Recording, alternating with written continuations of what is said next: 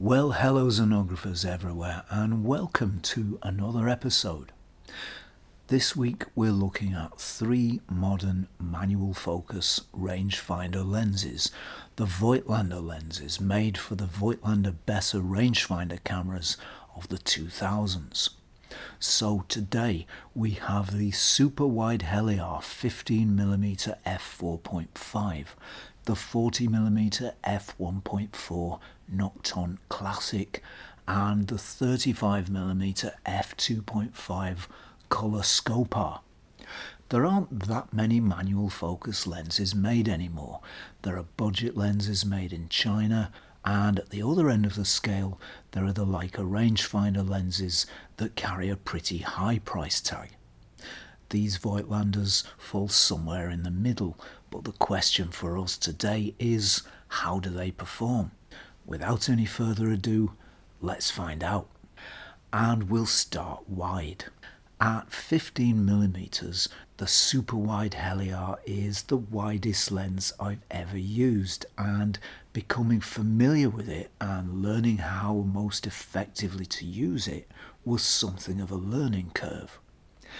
There is enormous depth of field in this lens, and really, no matter how close you go and no matter how wide you open up, max aperture is only f4.5, remember, there's not much background blur to be had at all. In fact, for all practical purposes, there's none.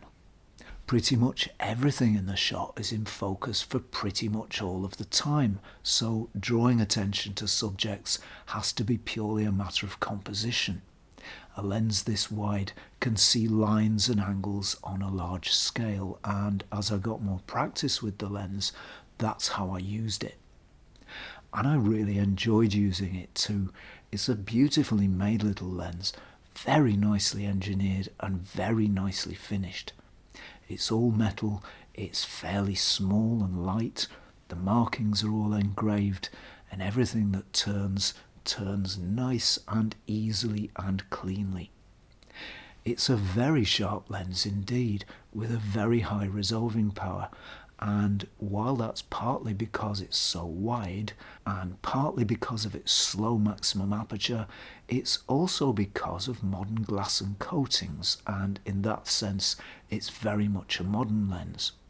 As far as I can make out, the whole of the frame is sharp right the way across, side to side, top to bottom, and corners too, and I don't see any trace of the soft sides and corners that can sometimes result from using ultra-wides designed for film on full-frame digital cameras.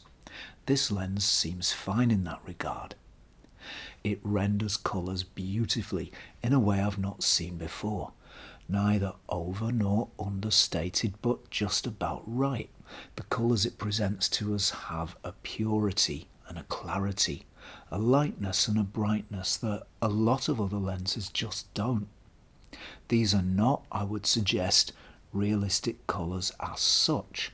There is a transformation, a modulation of colour going on here, but it's a subtle modulation.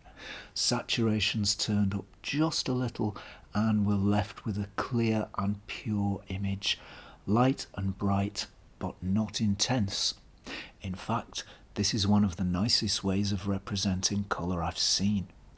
Using this lens has been a really interesting experience, and it's certainly made me experiment with different approaches to those I'd usually use.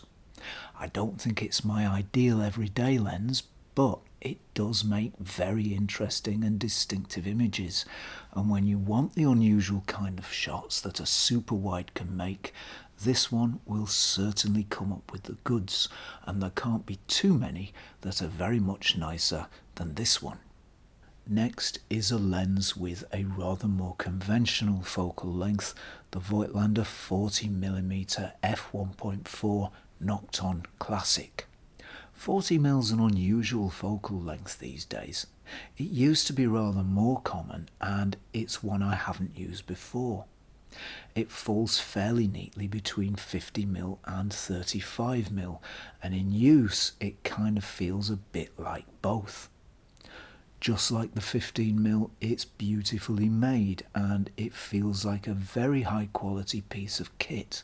It's a very small lens, really compact and unobtrusive, and it has a very handy focusing tab which, combined with the short focus throw of about 60 degrees, makes for very easy focusing indeed.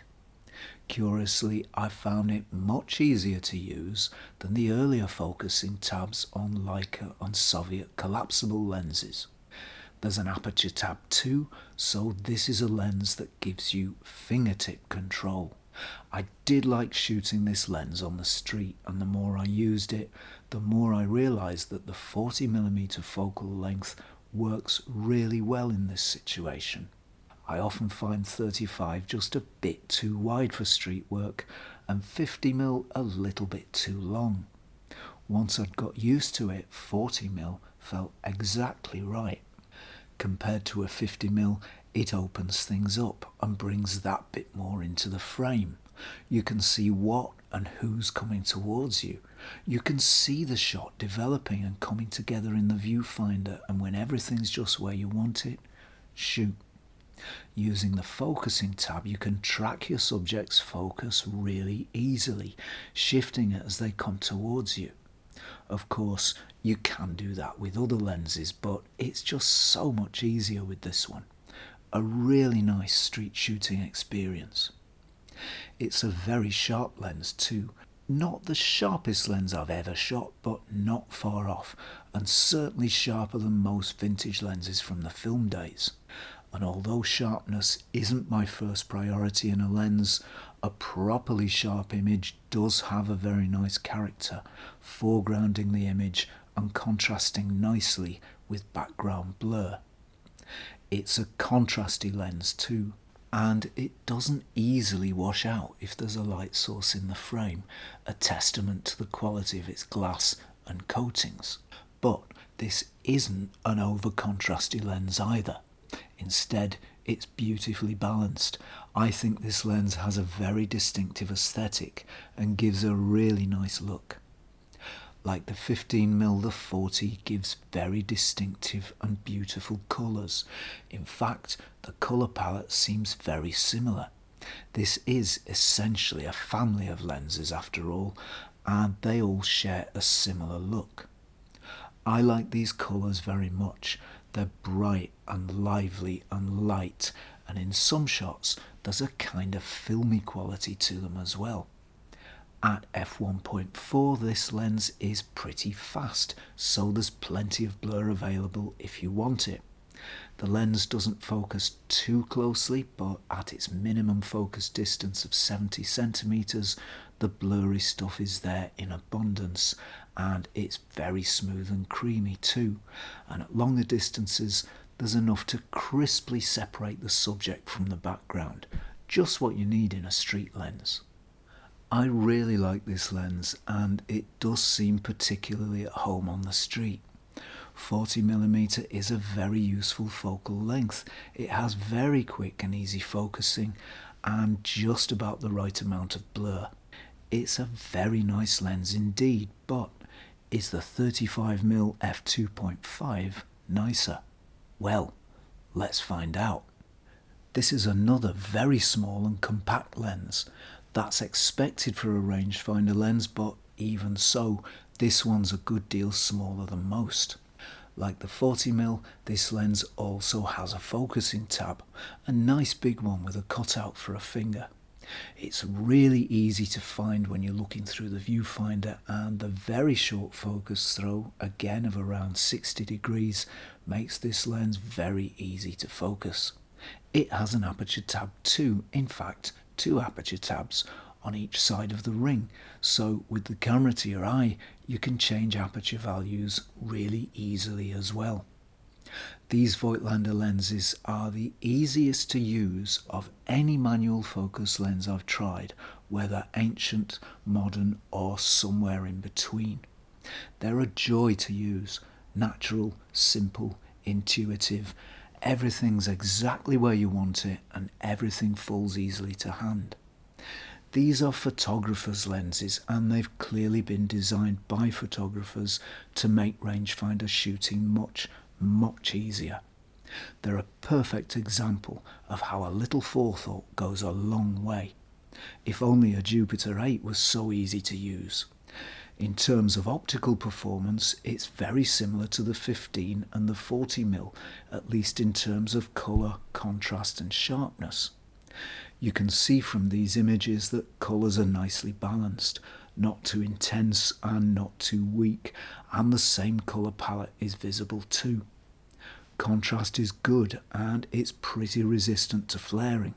Sharpness is good too, delivering crisp, clean images from wide open.